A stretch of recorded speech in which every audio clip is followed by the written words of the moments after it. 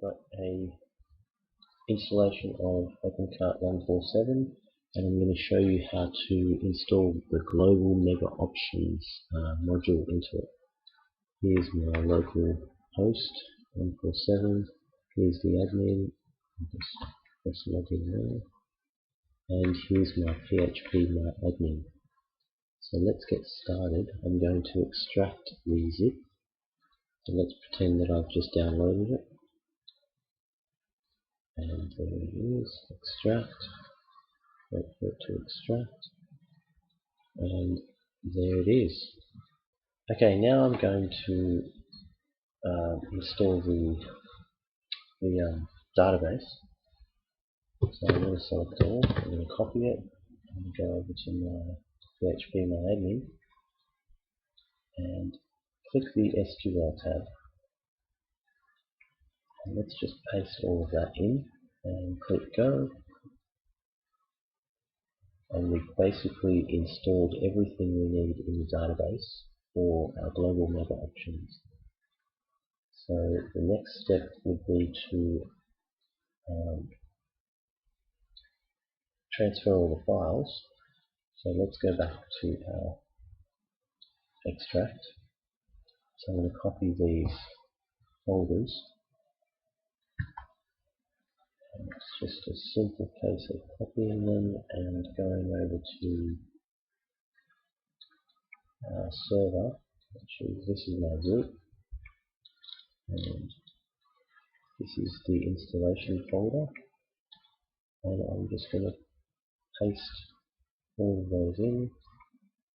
Yes, I want to copy and replace, do this for all items, and basically we've installed them.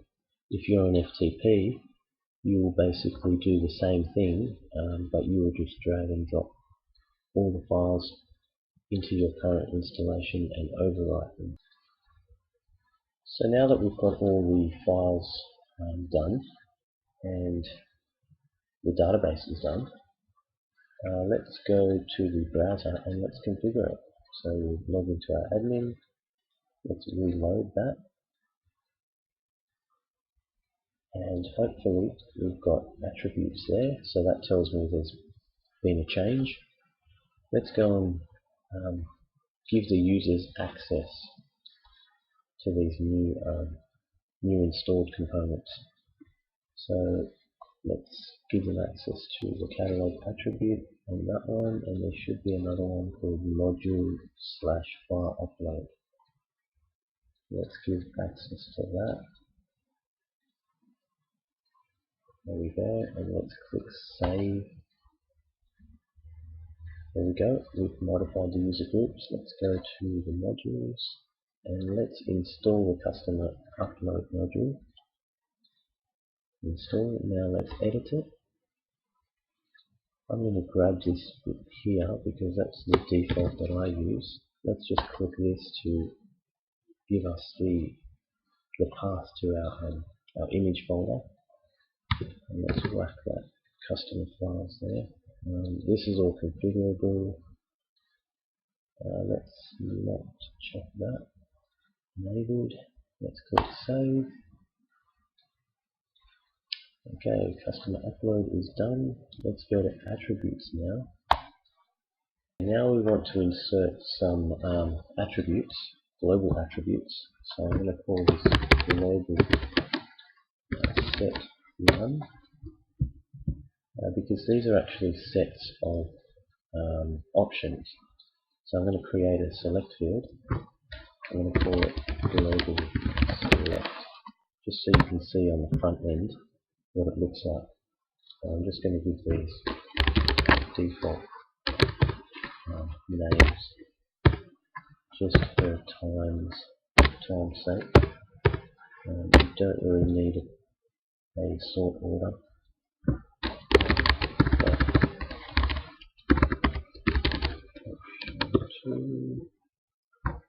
Let's just use a default.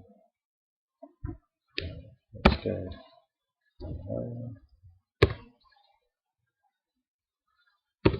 Let's go backwards 2. I can go backwards 2. Let's through, and let's save that for now. Okay, let's go back in, let's check it, see they're all still there. Happy times. Let's add radio buttons. I ignore this a few times yet. Yeah, you can do it on your real installations. Let's do the same again. I always put a default option of 0. You might choose to have prices on all of yours. Just make that no. Turn, option 2. Okay, that's those done. Let's put the global text area, the text input. We'll add that. Global text. Let's put a global text area.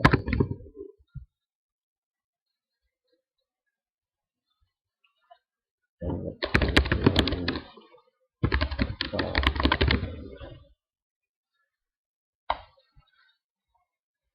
Done. So we've got all these options. Now let's add this global set to, well, let's save it first, but let's add this to a product. Let's choose the Apple Cinema one, and it should be in the Data tab. See, this is where all the attributes will be. If you've got 10 global sets, they will all be here. You just click it and hit save. Now, whenever I change my attributes here, if I go and edit this and add these options, any product that is linked to these options will have the changed options. So any change I make here will be global. Now let's go and see that on the front end. Let's choose our product. All our global options are here now. So let's make a change to this name here, just to show you that there's things changing. I'm going to quickly change this to text area, and I'll save that.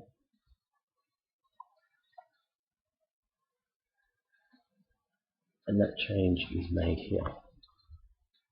So